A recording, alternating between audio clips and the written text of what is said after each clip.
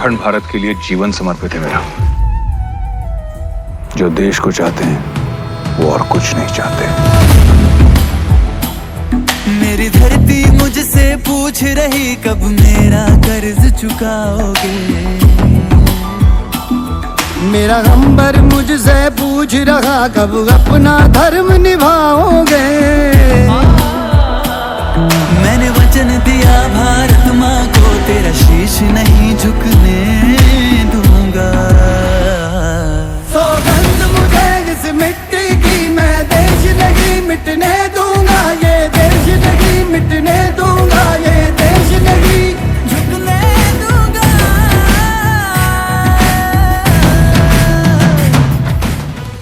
त्याच्यासाठी आले म्हणजे आपले जे पदाधिकारी आहेत त्यांच्या मनामध्ये असलेले प्रश्न हे दादा त्याच्यासाठी आले तर ते ऐकण्यासाठी आपले नेमके आपण इकडे काम करताना स्थानिक प्रश्न स्थानिक प्रश्न म्हणजे इकडे आपण काम करताना कामगारांना काय अवघड आहे, म्हणजे तिकडे मालका आणि कामगारांचा कसा संबंध असतो आणि तिकडे त्यांना काय प्रॉब्लेम येतात, पीएफचा ग्रॅच्युइटीचा प्रॉब्लेम येतात, कुठे पगार देत नाही, कुठे सेफ्टी मेजर्स घेत नाही, असंघटित कामगार असेल म्हणजे एखादा फेरीवाला असेल तो सध्या एखादा युनियनमध्ये नसेल तर त्याला महानगरपालिका किती त्रास देते, या सगळ्या गोष्टी आहेत इकडे. आणि ह्या गोष्टीमध्ये आपण काम करताना काय कामगारांना काय प्रॉब्लेम येते जे आपल्यासमोर येते ते विषय ऐकण्यासाठी ते आले. मी स्वप्नजी भगत त्यांना विनंती करतो की आपले जे बसलेले पदाधिकारी आहेत त्यांना मार्गदर्शन द्यावे असं विनंती. आपले सर्वांचे शहराध्यक्ष उदयदादा शेट्टी साहेब, आज मला त्यांनी खास करून हट्ट करून बोलवलं की तुम्ही या आणि आमच्या लोकांना तुम्ही सर्व काही संपर्क आमचा कसा आहे, आमची ताकद काय आहे वसई विरारमध्ये तुम्ही बघायला या. त्या खास निमित्ताने त्यांनी मला बोलवलं आणि आज मला आपल्याकडे आल्यानंतर ती ताकद जाणवलेली आहे, तुम्ही पाहिलं आहे. आणि मला इथून पुढे आता एक नवीन जास्तीत जास्त कामगार मोर्चामध्ये एक महिलांची कामगार महिला किंवा संघटित असंघटित कामगार यांची संख्या जास्तीत जास्त कशी वाढेल ह्याच्याकडे आपला आता कल असणार आहे. तर मला सर्वांना हेच सांगायचं, आपल्या परिसरामधल्या MIDC किंवा रिक्षा स्टँड असतील किंवा टॅक्सीवाले असतील, रिक्षा संघटित असंघटित कामगार जेवढे पण आहेत, महिला कामगार असतील जे धुणी भांडी जाऊन करतात, आपल्या सर्वांना माहीत असतील की कोणत्या कोणत्या भागांमध्ये कशा प्रकारच्या कामगार काम करतात. ते कामगार आपल्या भारतीय जनता पार्टीला सदस्य झालेत. पूर्वी मी ते आपल्याकडे सदस्य नोंदणीचा मोठा कार्यक्रम पण घेतला होता, उदयदादांनी पण घेतला होता. किती लोकांनी सदस्य नोंद केली आहे, कोण राहिलं आहे आपल्याकडचं, तर तुम्ही महिलांमध्ये पण जाऊन संपर्क करा. सर्व महिला पदाधिकाऱ्यांनी मी विनंती करतो सर्वांना की आपण जाऊन सर्वांना भेटायचं, आपलं सदस्य करायचं. म्हणजे उद्या त्यांना त्यांच्या अडीअडचणीला तुम्ही उभं राहता का, त्यांच्या अडचणीला तुम्ही उभे राहिलं पाहिजे. त्यांच्या अडचणी तुम्ही पक्षांपर्यंत आणल्या पाहिजे, आमदारांपर्यंत गेल्या पाहिजे. उदयदादांपर्यंत आल्यानंतर उदयदादा पुढचे कारवाईला जातील, अध्यक्षांकडे जातील, आमदारांकडे जातील. स्थानिक जेवढे पण आपले पदाधिकारी आहेत ते सर्वांना मला तेच सांगायचे की कामगारांचे प्रश्न प्रामुख्याने आपल्याला मांडायचे आहेत. योगायोगाने आपल्याला सुवर्णकाळ चालला आहे. आपले कामगार मंत्री आपले, त्यामुळं ह्या भागामध्ये इंडस्ट्रियल कामगार असू द्यात, असंघटित कामगार असू द्यात, सर्व कामगारांचे प्रश्न पहिला मार्गी लावायचे.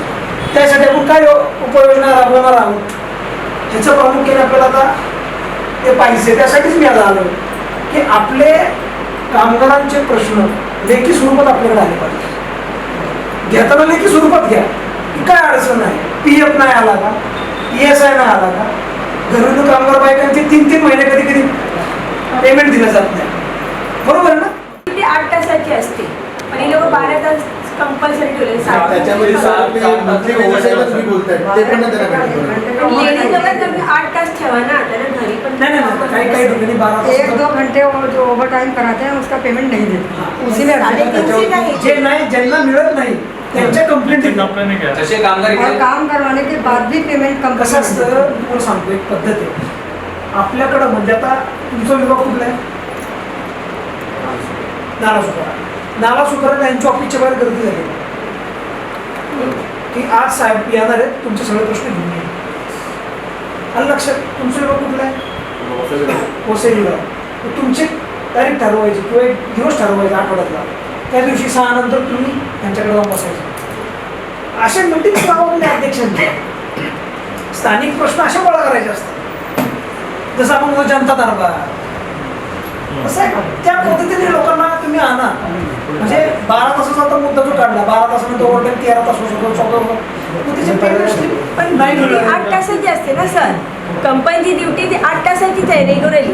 पण त्याच्यानंतर 2 तास तुम्ही ओव्हरटाईम करता तर त्याचा पगार तुम्हाला ओव्हरटाईम मध्ये भेटतो. पण इथे तसं भेटत नाही. 350 म्हणजे 350 हातावर भेटलं. मग ते त्याच्यावर 12 तासाची धंदा. त्याच्यावर कशी कंप्लेंट घ्या आणि कारवाई करू ना आपण ती. कंप्लेंट बी सत्तावरी वगैरे त्याची कामगार ऐकल्याला कंप्लेंट असणार. आणि पहिलं तर ती लोक संघटनेत आहेत का? अजून एक सर मला एक विचारायचं होतं की जसं सर नका म्हणू, मी तुमच्या मुलासारखं स्वप्नील मान. ते जशी भरती होती इथे, जसे रेल्वे भरती वगैरे, आता मी 2 महिन्यापूर्वी बघितलं ही 10-12 नवीन सगळे टिशी उभी होते. म्हणजे ही भरती कधी झाली? आमच्यापर्यंत का नाही? आमच्या महाराष्ट्रामध्ये काय भरतीची माहिती पडत. ही भरती जी होती रेल्वेची वगैरे ते महाराष्ट्रात माहिती पडत नाही. ते युपी बिहारमध्ये डायरेक्टली येतात सगळे टीसी विसी, तर कसं काही माहिती? भरपूर द्यायचं तुम्हाला. नहीं, मैं पूरा दिन आपके साथ हूँ. आपल्या इंडस्ट्रीमध्ये ना आपल्या ऑफिस आपल्याला भरतो वाढवायला लागेल. म्हणजे कामगारचे ठिकाणी आपले ऑफिस असते. पण ही भरती आपल्यामध्ये काय नाही बोलत. ज्यांच्या संघटना आहेत, जे संघटनेत रजिस्टर्ड आहेत, म्हणजे ज्यांच्या कंपन्यांमध्ये संघटना आहेत, बाहेर बोर्ड लागलेले असतात, त्यांच्याकडे कंप्लेंट घ्या. त्यांचे पण वाद चाललेले आहेत कोर्टामध्ये. हो, याची पण माहिती घ्या. कुठल्या कोर्टात चाललाय, कशासाठी चाललंय, ते विषय पण आपल्याला लागणार प्रामुख्याने. म्हणजे कॉन्ट्रॅक्टरचे तुम्ही घ्याच घ्या, मी ते म्हणतच नाही नका घेऊ, ते घ्याच. 12 तासाचा जो विषय ना आता तुमचा, त्याच्यावर जास्त म्हणजे 8 तास ड्युटी सांगून 12 तास काम करून घेतात. ओव्हरटाईम केलंच पाहिजे. कंपल्सरी 8 तास ही ड्युटी आहेच. हां, पण तुम्ही 2 तास वाढवते ते 2 तासाची तुम्ही ओव्हरटाईम देत नाही. 350 मध्ये तुम्ही ते भले ते लोक आले तुमच्याकडे, काय होते ते लोक आले का तुमच्याकडे? हां माहिती आहे, मी जाऊन स्वतः केले काम. तिथे सत्तावरी अध्यक्षांना आता उद्या ती सर्व लोक भेटायला आणा, अध्यक्षपूर्व मार्गी लावतील. साहेब याच्यामध्ये कसं आहे माहिती आहे, मी चुकीचं असेल मी. हे लोक 8 तास तुम्ही बोलतात, हे लोक अपॉइंटमेंट लेटर देत नाही.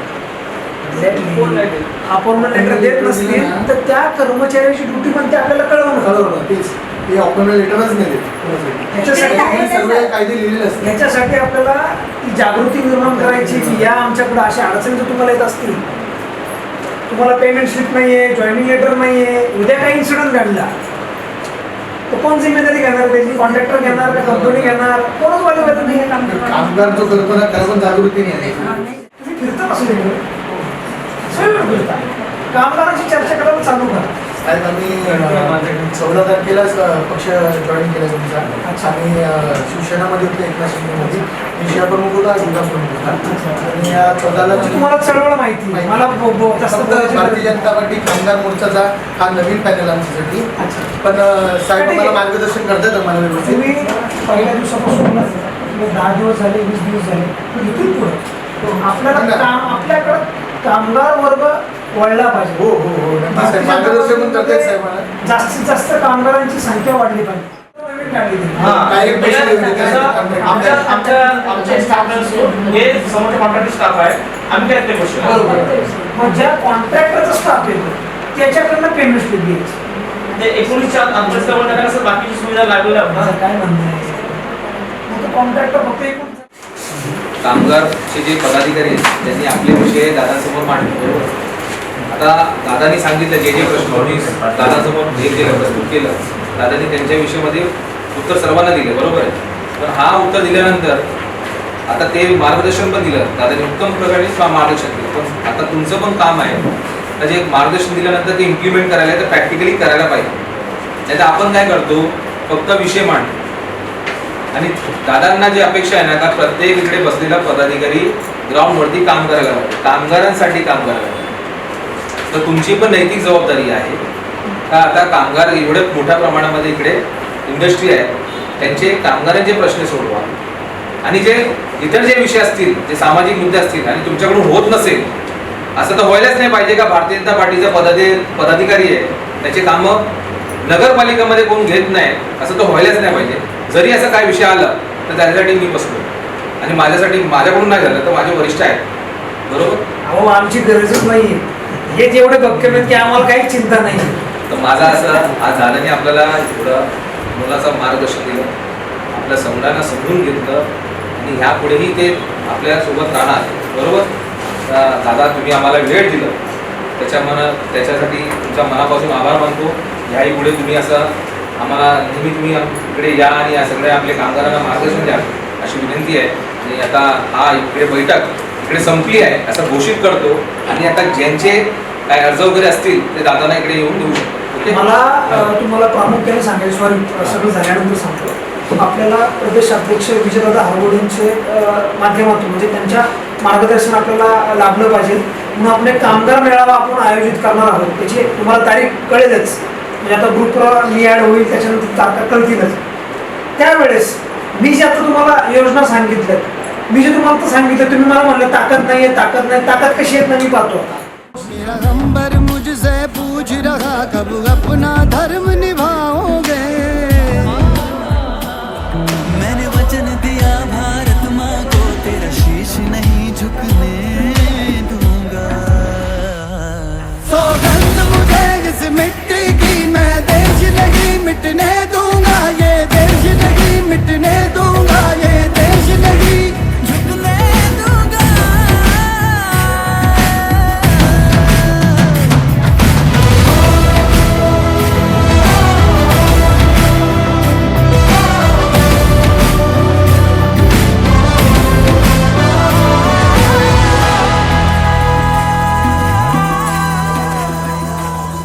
वो जितने अंधेरे लाएंगे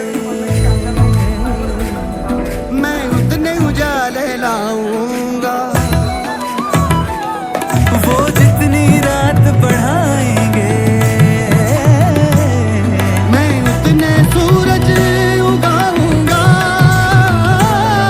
इस जल फरेब की आंधी में, जल फरेब की आंधी में मैं ये दीप नहीं बुझने दूंगा. मेरी धरती मुझसे पूछ रही कब मेरा कर्ज चुकाओगे. मेरा गंबर मुझसे पूछ रहा कब अपना धर्म निभाओगे. मैंने वचन दिया भारत माँ को तेरा शीश नहीं झुकने दूंगा. सौगंध मुझे इस मिट्टी की मैं देश नहीं मिटने दूंगा, ये देश नहीं मिटने दूंगा, ये देश नहीं झुकने दूंगा.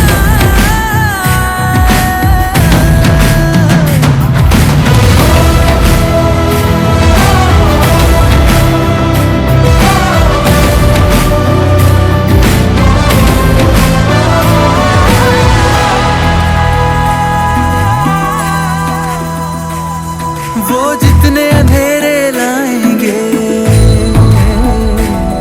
मैं उतने उजाले लाऊंगा.